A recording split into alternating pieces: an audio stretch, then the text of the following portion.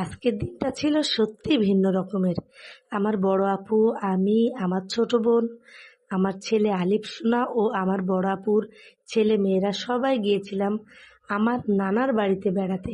এখানে যে যাকে দেখতে পাচ্ছেন সেটা আমার মামাতো বোন ববি আপু। আরেকটা কথা বলে রাখি, আমার ববি আপুটা কিন্তু চোখে দেখতে পায় না। সবাই আমার ববি আপুর জন্য দোয়া করবেন। নানা বাড়িটা কোনো সাধারণ বাড়ি নয়, এটা এক সময়ের জমিদার বাড়ি, যেখানে এক সময় ছিল সম্ভ্রান্ত জমিদারের চাকচিক্য ও অভিজাত্য। যদিও আজ আর সেই জমিদারের জৌলুস নেই, তবু পুরনো দিনের স্মৃতিশীলতা আর স্মৃতির ছাপ এখনো দেয়ালে বারান্দায় রয়ে গেছে। পুরনো বাড়ির প্রতিটা দেয়াল যেন বলে যায় গল্প, গৌরবময় অতীতের কথা, পারিবারিক বন্ধনের কথা আর হারিয়ে যাওয়ার সময়ের কিছু স্মৃতি। সবাইকে জানাই আসসালামু আলাইকুম।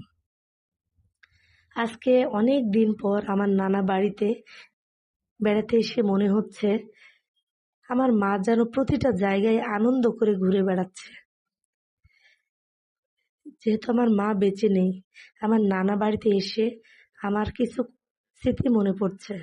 সেই ছোট্টবেলার স্মৃতি, কিভাবে আমার মা আমাদেরকে খাইয়ে দিতেন, আদর করতেন, আমার নানি আমাদেরকে আদর করতেন।